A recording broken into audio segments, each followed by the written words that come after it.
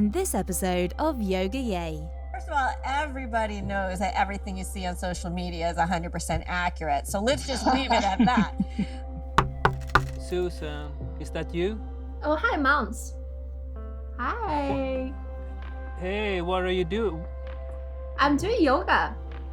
What are those socks saying? Talk to the foot. That's really funny, but we're meeting up with Shana in like 5 minutes. You can't stretch, you can't do yoga now. Well, I figure it's called Yoga Yay. I might just be doing yoga when we're doing the recording. What do you think? It could be a fun idea, but honestly, to have a conversation, we can barely see your face. Come on. All right, fine. Let me get ready then. Let's get ready and let's roll the intro, shall we? Yes, let's do it. Modern Day Yoga Talks, brought to you by New York City-based yoga and meditation teacher Susan Hu and Stockholm-based musician and producer Songs of Eden. Now, welcome to Yoga Yay, as we connect with guests from all over the world. Amazing. Welcome to our podcast, Yoga Yay. We're so happy to have you.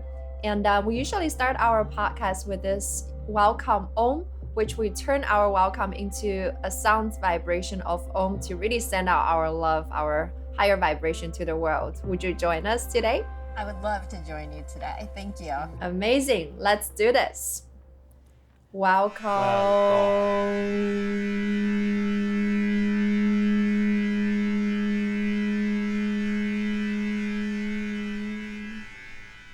So Susan, you choose a really low key today, which was fun because I felt a bit manly with the bass sound there. Thank you for that. Do you feel a little bit more grounded?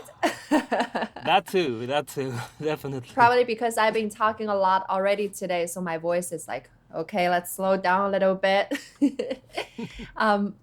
Yeah, speaking of which, I have a first question here. Shana, whenever I see you on Instagram, on your YouTube, you are always so full of joy. You're always smiling. And I want to know, is this the real you? Are you always laughing so big everything in your life? Or is this some sort of a partial presentation of a part of you? Tell us the story.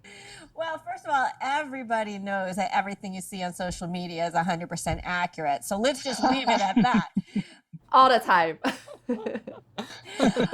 Honestly, the joy that I have when I'm teaching and practicing yoga is absolutely authentic. And that is like how I teach, and that is how I practice for the most part. Some of my practice is probably more like, but I could tell you the exact moment when I started smiling in yoga and deciding that this had to be a joy-filled thing. And I was in a class here in Los Angeles where we take our yoga very seriously. And we were all like standing in Warrior Two, right? And there was something about the way that the teacher was talking about the alignment that it suddenly seemed like this weird, like life and death situation. Like if your knee is not bent 90 degrees, this is the end of the world. And I felt like everybody around me was like totally on the same vibe. Like they're like, yes, this is the end of the world, you know? And I just, at that moment, I was thinking, if an alien were to land right now in a park and just stand in Warrior Two and just stand there and do nothing, and we knew nothing about yoga, the whole world would like, it would be like a cover story. Like, alien comes from Mars and this is what he does. And they'd be like, oh, that's so weird. Why is he standing like that? And I just realized really at that moment what the point of asana practice really and truly was. Now, I'm a big believer in alignment, so don't get me wrong. I am an alignment nut. But the point of the asana practice was never alignment. It was that pathway to enlightenment, right? And so you can only find it through the bliss, through the joy, through the ananda, through the samadhi, like whatever you want to bring. If you're not bringing it to your asana practice, it's not even yoga. Do you think a part of it could be that we're actually learning from another culture that originally isn't ours, that you're so afraid and scared to do wrong that you almost get obnoxious about it? Honestly, in my opinion, is that the Western world honors nothing more than the physical body. I don't mean nothing more, meaning they don't do anything else, but I mean nothing comes above the physical body. That's how we see the world in the Western world. We don't operate as spiritual beings in the Western world the way they do in the Eastern world. So I don't think it's about a cross-cultural miscommunication so much as we in the West, unfortunately, have distilled yoga down to its physical essence. And so if all you have is the physical, well, then of course the alignment and the poses and the aesthetics are going to be everything. Like, it makes perfect sense. So if you want to go deeper, yes, I guess you're going to have to cross some serious cultural bounds, but I don't think that seriousness is because people are afraid of like doing it incorrectly. Personally, I think it's because it's all they can grasp. The reason I'm asking is because I noticed lately that whenever someone is correcting you or have an opinion about something that according to yoga, it's 9 times out of 10 someone from the West. In the Instagram community, we have a lot of friends from India, and they're like 9 times out of 10 very positive and encouraging, and yeah, that's awesome, that's cool. And oh, that's funny. The only comments I've ever gotten from anybody ever saying that I'm misaligned have come from India. okay. And it's always in the form of like, your foot is out of place. And that's like the whole comment. Yeah, I think that's such an interesting point because, like you said, we really, in a way, water yoga down to just the asana aspect of the practice that where people are being very rigid about that, paying so much attention to, perhaps because we're really missing out a true teaching of yoga. Ultimately, like you said, we want to tap into that ananda, that blissfulness that's a part of our essence. And how do we do that? Through yoga, through meditation. But if we're taking the joy out of it, how do I even tap into that space? So it's nice to take a step back to be like, hey, Warrior 2, if I don't nail that 90 degrees angle, it's not the end of the world. I can still have an opportunity to come into my heart space, to come into that space of enlightenment and self-realization. One more thing about especially Instagram, about why I'm smiling so much.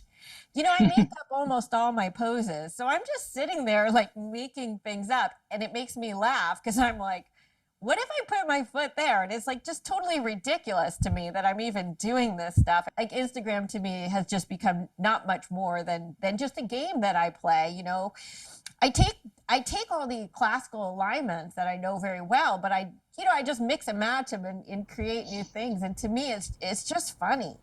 And yes, I'm taking like classical alignments and I'm mixing and matching and doing all this stuff, but I'm seriously sitting there and laughing and going like, what am I doing? Like, it's funny, and you're bringing so much joy to the world as well. oh, well, thank you. You know, and that really, like, I know there are some people who really just need some happiness in their day. And you know, I have my YouTube, which is very serious instruction, even though I still make it playful. Like, that's where I actually teach. But, you know, I just write little funny things instead of these long instructions, because I think sometimes people just want to scroll through and just smile for a second because everyone is so serious. Yeah, absolutely. And I think more than that, you've actually taken this into a place where you're really trying to spread love and joy. Just most recently, you've done this. It's almost like a campaign where you're raising funds to save children. Can you tell us a little bit about that? I just personally really love that. It was such an inspiring story. That was like the best 2 weeks of the pandemic, I have to say, because my heart was warmed. I wasn't sure what to expect. I'm going to start doing it monthly. So I'll be launching my next one on Wednesday for a different charity. So there's this organization that I've known about for a long time, Save a Child's Heart in Israel. They do life-saving heart operations for any child who needs it. And great. You know, there's lots of organizations out there doing great things for children who are in need or sick. But if you look deeper, a very large percentage of the operations that they do are of children who live in enemy territories. The concept of enemies isn't one that I buy into. And I believe we're all together. But I love that there was that goodwill and mission that was tied to this life-saving mission. And so I'm like, you know what? It's Valentine's Day. I like this charity. It has the word heart in it. I'll put it out there, you know. And what was amazing was I didn't ask a single person to donate. I did put it in my thing, you know, that it was a fundraiser, but I didn't approach anyone and ask them to donate. We got about 50 donors, which was incredible. We had 11 people who matched my original pledge of $180. I wound up giving $250 because we had 250 people basically. You know, I knew I wasn't going to cap it at 180, but I'm like, just in case like 10 million people do it, I'm in real trouble. But I have to say, like, I take the credit, of course, for starting it, but I don't take the credit for how it unfolded. I was just floored by how this community came together. It was such an incredible and heartwarming experience to see how the community really rallied around this cause. It's amazing. Yeah, it was such an incredible just to watch from Instagram and seeing your bringing awareness to that organization, to the issues that some kids are going through, and how we can all help, whether, you know, trying to bring your foot behind your head to bring awareness to this, to physically donate, or to help spread the word. I just thought it was an incredible heartwarming thing that you did. It's beautiful. Speaking of which, I also want to ask, you're always so supportive of helping children, teaching kids yoga. Is this a part of your passion, and how did that start? Tell us a little bit about kids yoga. I was teaching kids before I was teaching adults. My only goal originally was to teach kids, and it's not that it was my goal. I was actually getting my MBA at UCLA at the time. Believe me, that teaching kids yoga was as far from my mind as anything could. I was looking towards world domination, not teaching yoga to kids.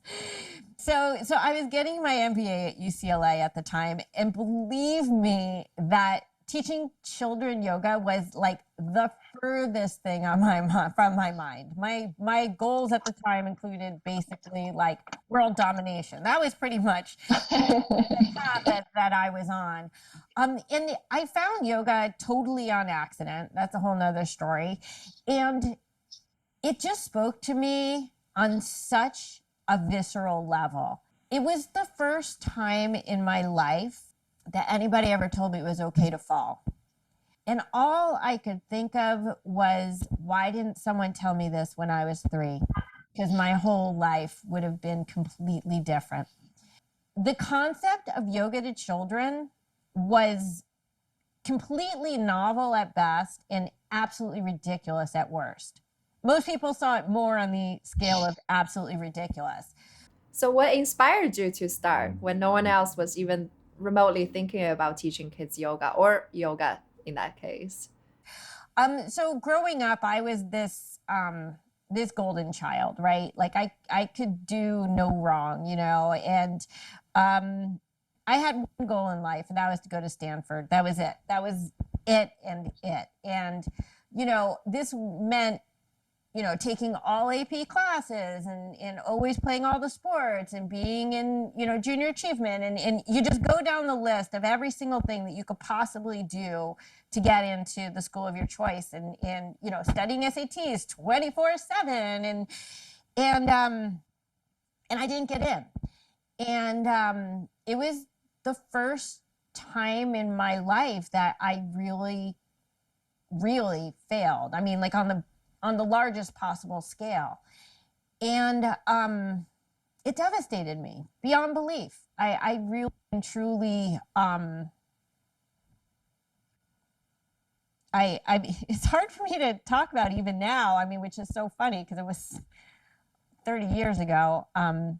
Yeah, I basically turned suicidal because I thought that I wasn't worth anything because Stanford didn't want me. I mean, it was ridiculous. And so I went through the next, you know, 10, 11 years truly believing that I was worth nothing. And it was all predicated on this one thing, this one, I hate the word failure. Now I never use the word failure, but that's all I could see, like just stamped on my forehead, you know? And so I just know that had I been better prepared for not succeeding at everything always, I had gone through life knowing that falling would have been okay. It would have changed not just my life, but how I looked at other people. And I just knew that I could change lives with this practice. And so that's why I decided, you know, I gave up I was already in my career at that point, and I left UCLA, which is not something that normal Shana would have done. And I just decided that it wasn't a choice. It was something I had to do to make a difference in the world. Do you still have those feelings, or are they completely gone? Like, oh my God, I live for it. I only work privately. I stopped working with classes probably 10 or more years ago, because I believe that kids and adults, honestly, do much better in a one-on-one format. That every single human being has special needs, what anybody would qualify as special needs. But I see so much potential when I see a child. I mean, it just amazes me that every person, like every president and every king and every mass murderer and every barista was like a baby that was born one day with infinite potential. And you have no idea where these kids are going to go. But if they have the right tools, and if you could be a part of them exploring this world in a positive way and reaching their fullest potential, like, what could you possibly do in this world that would be more important than help to shape a child's life in a positive way? So for me, you know, it's just what makes sense for me. It's the only thing I would want to do. I guess the first ones you taught must be grown up now. Have you met someone who has grown up and contacted you and said something about how yoga as a kid changed his or her life? You know, I've run into kids, you know, just walking around town. But no, sadly, I haven't had a lot of that. The two kids that I keep in contact the most, of course, are the two that I trained in my 200-hour training, right? So the funny thing is that I trained America's youngest boy and girl to be a certified instructor. And I think she was 12. And to say that these kids' lives have been shaped by their yoga experience, you know, would be the understatement of the year. But the thing is that the kids I work with now, for example, I've been working with for years and years, and I can see their lives changing on a day-to-day basis. And their parents tell me how their lives change. But unfortunately, I don't hear from the people from way back when. You should set up a reunion, maybe. That would be cool. Yeah, I could probably find them on Facebook. A few of them are Facebook friends.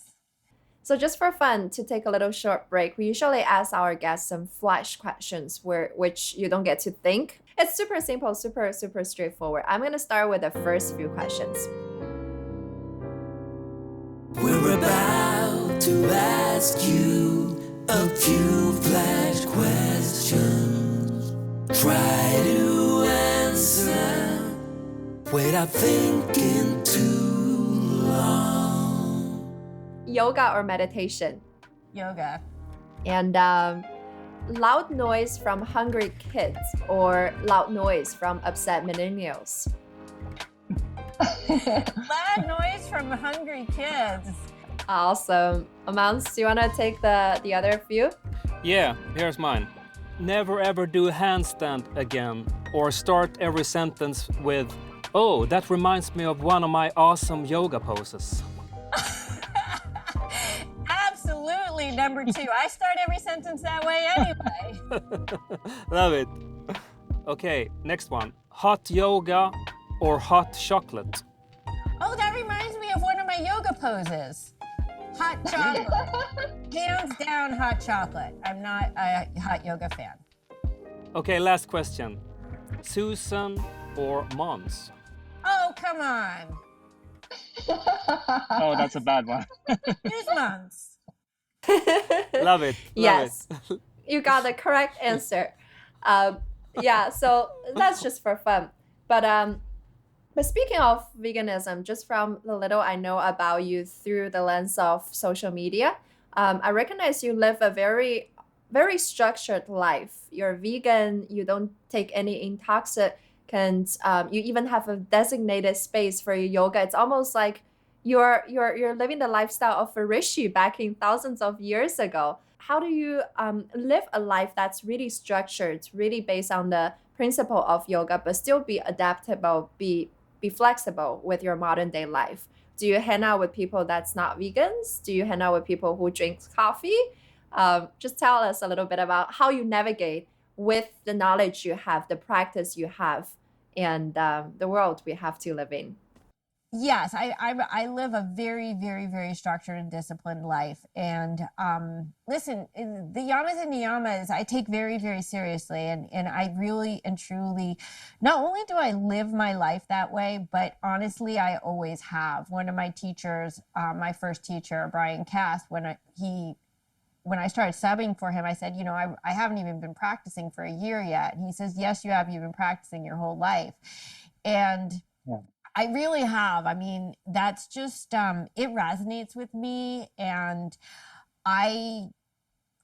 for me, there is no yoga if you don't have that basis, that deeper space that you hold. And I really do try to live the life of a righteous person every minute of every day. I don't know anybody like me, so I guess that answers your question. I don't like to be around people who are drinking or doing drugs, or like I won't be near it. I can't say that nobody, I know that people who I know and love all drink or do whatever they do. And let me just be clear, I'm not in AA or anything like that. I've honestly never touched a drug in my life. I've never touched a cigarette in my life. And I've had very, very limited experience with alcohol and no interest in it whatsoever. I guess listen, the very essence of the Yoga Sutras, if you go right to the second sutra, which they say is the only one that really matters, is to control the modifications of your mind. And I've always just been on this track of just staying sort of, maybe it's a control thing. Maybe I just want to keep control of my mind, but no, seriously, I don't really like to talk about this, and I don't mention it very often, but my grandfather, with whom I was extraordinarily close, like soulmate close, was an alcoholic. And it really, in his later years, turned him into someone I didn't know in a very bad way. So I think that also had a very big part in my decision that I never wanted to touch anything that could make me into someone who I knew I wasn't, because I know my grandpa was a kind-hearted and wonderful human being, but I also know that vodka turned him into a monster. And not everybody is a bad drunk. Some people are happy drunks or whatever, but I believe in authenticity, and the friends that I choose are, the ones that I feel like I connect with on an authentic and on a non-superficial level. And then it just narrowed down. And as I'm older, I have a handful of friends, and that's all I care about. The people who are the closest to me and who I love and who know me and I know them. And to me, that's the criterion. And yes, they drink coffee. Yeah, but I think it's so beautiful that almost feels like because of your deep connection with your grandpa, in a way, he taught you what not to do. Sometimes our teachers, they show up in different ways, even though the way he turned out to be when he was consuming alcohol wasn't what you remembered about his essence. But because of that example, it was really able to help you to understand, I do not want that influence on my mind. That's not what I want. And I can totally resonate with what you were saying about used to be hanging out with people every day, have to like have a very packed social schedule, to becoming more and more selective of the people that you spend your time with, to become more mindful about who I want to let into my life and share my energy with. I think that's absolutely beautiful. And yeah, and we probably all have to go through this kind of process as we grow, hopefully. I think we have a lot of questions about kids yoga. So there are a lot of myths about kids yoga. People say kids are naturally good at yoga because they're flexible. Is that true? Or like when kids, they don't have a lot of mental modification, it's easier for them to absorb the philosophy. What's your experience working with kids? Yes, kids are naturally more flexible. Kids in general, of course, there's exceptions, are naturally more flexible than adults. However, here's what's so fascinating with kids today. Kids today spend way too much time sitting in chairs, right? When we were kids, we, meaning me, you guys are way younger than I am. When we were kids, in our free time, we were out and we were running and we were playing, and you could go to the park without your parents, without worrying about being kidnapped, and everything was very, very physical. Kids today, and that's how, I don't start every sentence with, that reminds me of a yoga pose, but I do start every sentence with kids today. That's how I know I'm old. Most of the kids I work with can touch their feet to their head in a king cobra, but they can't touch their toes. Because they have the natural spinal flexibility of a child, but they have the tightness of a 90-year-old because they spend too much time sitting. But I do have kids who can do some pretty fantastic things. I'm highlighting one now that you can see on my Instagram reel, Leo, who is extraordinary. Let's just say why kids are more natural at yoga than adults is because they generally don't have so many mental blockages. They like adventure, they like trying new things, and think they're invincible. But no, so as adults, like, there's a lot more apprehension about trying things, a lot more fear of hurting themselves. Like when I tell an adult to do a handstand, their first thing is, okay, I'm going to go to the wall and make me and this and that. If I tell a kid we're going to do handstands, they just start doing handstands. I'm like, wait, I need to hold you. I need to support you. I need to make sure you don't fall on your back and die, right? And so you really have a chance to impart, if you know how to put things in kid terms, which is a gift of mine, how to impart really important life concepts to children.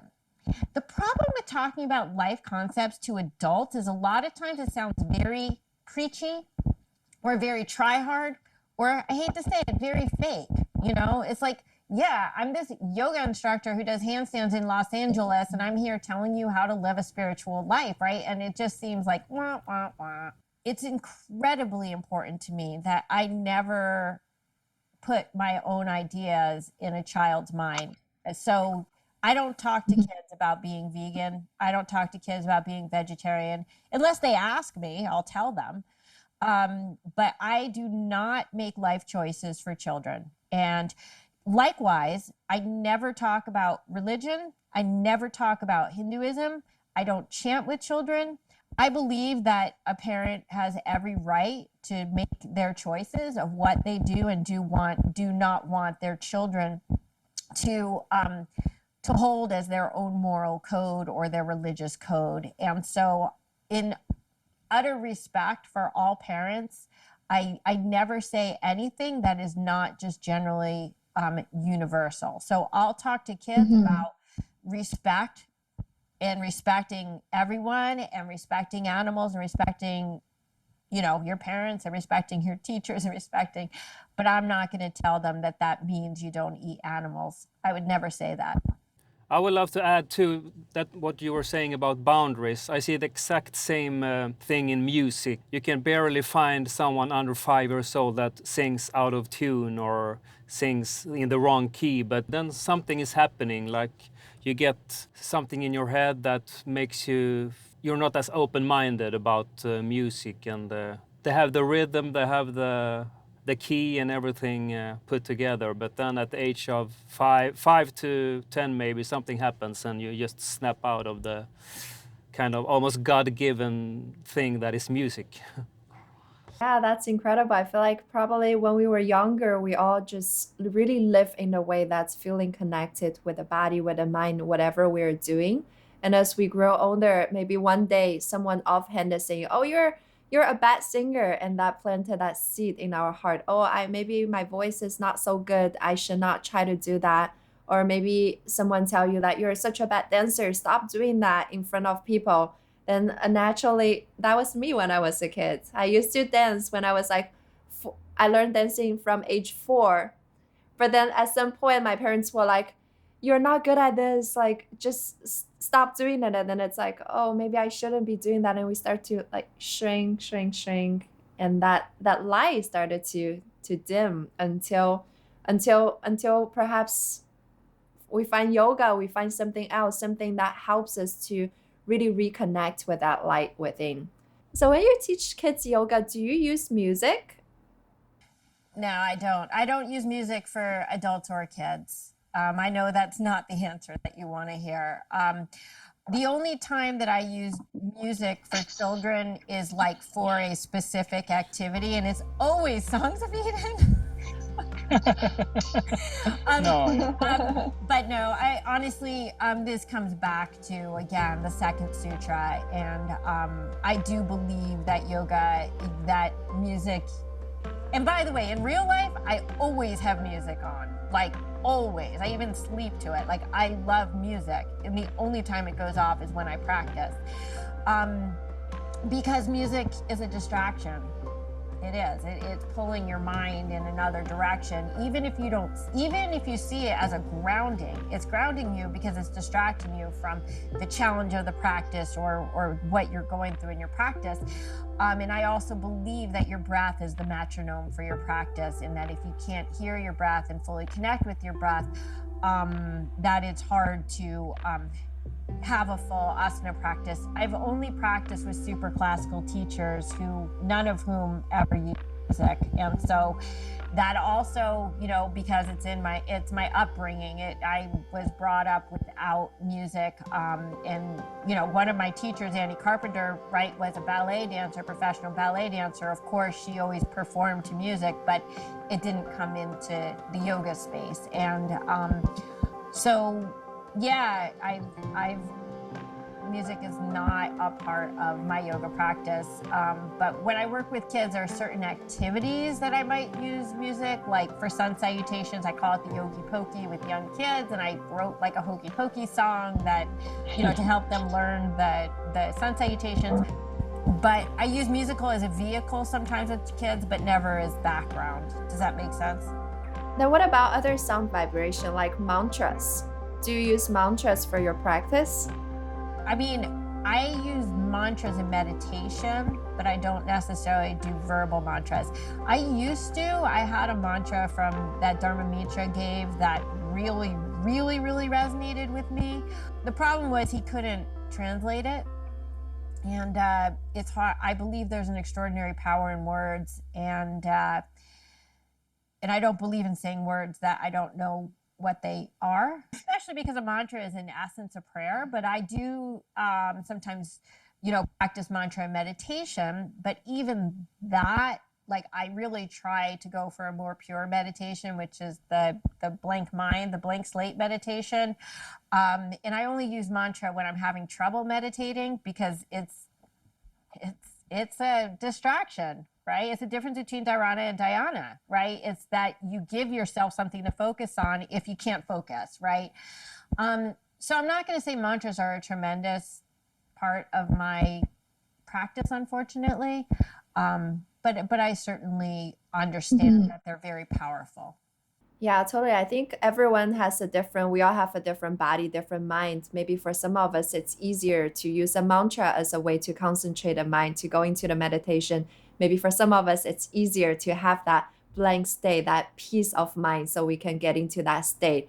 It's absolutely beautiful to really get to know your own mind, your own body, your own psychic, what's working for you. Yeah, and it's exactly the same thing for me. I practice 100% without music. And I think the main reason is that I have music 99% of the time in my life and in my day. So I like to practice without it. But on the other hand, I had this discussion with so many yogis, and as you said, the reason most of them use music is because it's like the less distraction to just snap out of the thought process and think what I'm gonna do, have for dinner, what I'm gonna do later. Then music helps them in that way to focus easier. With that said, I don't do it myself, but for another reason. Technically, that is the very definition of distraction, though. So in order to actually control your mind, you have to be able to control your mind without external. I mean, we're actually saying the same thing, but in a different way. Maybe distraction isn't like the best word, but it's stopping you from thinking about other things. But the challenge is, can you just stop yourself from thinking about other things? That's the hard part. Right. It's Exactly. interesting because, so Dharma Mitra has his studio in New York City, right? He could have had a studio anywhere. And not only is it in New York City, but he leaves the windows open. So like New York City comes in to the studio. And he does it because if you can't quiet your mind among the noise, what's the point of learning to quiet your mind? Because life is noisy. And it's if you can get quiet without having to manipulate your environment, then that's going to be a much more powerful quietude than, I can get quiet when I'm in my hot bath with my bath bomb and soft music and candles and some sort of scented, whatever. Well, can you calm your mind when the, proverbial Even when the external is distracting, even when you have all those disturbance, can you still keep your mind quiet? That's the challenge. That's the challenge. Yeah. One challenge could be to switch the New York noise with music. Then you would have the same challenge in a way. If it were the Foo Fighters, Yeah. actually, Dharma does play music though, very quietly, but he does play, spiritual music in the background of his classes. Yeah, speaking of music, for me personally, when I do my personal practice, I don't use music. When I teach a class, I usually use mantra, sacred sound vibration, because I practice Bhakti yoga, and Bhakti yoga, according to Chaitanya Mahaprabhu, he was saying in this yoga, in this time of Kali yoga, sound vibration is the most powerful technique for us to really cleanse the heart, cleanse the mind, because sound is it's connected to the ether element. It's the most subtle one, so it helps us to really be able to, it's almost like cleaning off the dust off the heart.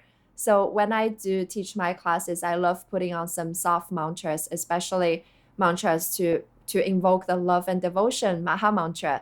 That's something that I always love to offer to my students. But yes, if music can help us as a tool for the time being to focus the mind, then great, use it. Or if it's just a distraction that to distract me from the mind, if I'm not able to really come back to that space of being present, being connected, then maybe it's nice to also try without it. Yeah, it's such an interesting topic. Love it. Yeah, definitely. I love it. It's very interesting. I remember once when I went to yin class with my teacher, and we had exactly this conversation. And I said, yeah, I had a hard time to focus just because I was analyzing all the music. And she said, yeah, I had the same problem because I was analyzing every asana. Right. You got to pick something neutral, like a baseball game with no music. Yeah, because anything could be a meditation if we can just really focus the mind on that and allow that to elevate the mind, whether it's a baseball game, yoga class, music. Yeah, such a beautiful world we're living in. Yes, this question is actually from your follower asking what motivates you to practice yoga. What motivates me to practice yoga daily? Well, first of all, it's a big part of my general discipline. So there's that. And on that same note, I'm a Virgo, so I guess I have this OCD element to me that says you must practice every day or else. Honestly, I've always been a very athletic person. I can't think of a day in my life when I didn't do, a few hours a day of exercise. So it's just ingrained in who I am. And it's actually like part of my schedule. I could tell you every single day when I will be practicing. And, but the thing is that my physical yoga practice really is a gateway to controlling my mind. And my mind has its challenges like everybody, right? And so, the fact that even if I don't feel like practicing, I always get on my mat, period, no matter what. Like, I think I've missed 3 days this pandemic, and that's only because some sort of injury was really flaring up to the point where I had to say I need to take a day off. So part of it is just knowing that it's a commitment that I've made to myself, and that once I get on my mat, and as you mentioned, I have a yoga room and it's just yoga. And when I go in that room, it's for yoga. That's what you do in that room. That helps a lot. It actually helps a lot. But I've committed my life to this. Like, this was no joke. I didn't just walk out of UCLA. I also left my career, right? And I shifted my lifestyle in such a major way that it's like, you know what, Shana, you gave up everything that you were to do this, and you need to follow through with this commitment. Now, I guess that this comes back in some way to what you were saying about like the not drinking and the not, and being a strict vegan. And when I say a strict vegan, I mean there's zero exceptions. I think that I learn a lot about myself on the mat. I like the challenges that it presents to me. Every single day I'm doing stuff that I can't do. I know that's contradiction in terms, but and I never back off. I never have a day when I do less. I don't have rest days or yin days. I have a practice, and it's what I gave up everything for. So I'm going to show up. And I show up full force for everything in my life. Like, there's nothing in my life that's 99%. I'm just this 100% person. And so it brings me to the mat. That's absolutely incredible. So if there's one thing you can recommend for our listeners, what would that be? Anything. It could be a book, it could be a place, it could be a yoga pose. I mean, honestly, if I had one thing that I had to take with me to a deserted island, it would be Ujjayi breath, hands down, no questions asked. I wouldn't even bring a handstand with me. I think that Ujjayi is the greatest tool for living. It's what I spend a lot of time with my kids on. To me, that's the game changer that changes lives, and it's my personal sanity. That's incredible. And your teacher training. So if someone wants to learn how to breathe Ujjayi properly from you in your yoga teacher training, where can they find you? Well, honestly, you could get it for free on my YouTube channel if you really wanted to. But the Ujjayi, my teacher training, you could find it at YOGAthletica.com. I guess it's hard to spell.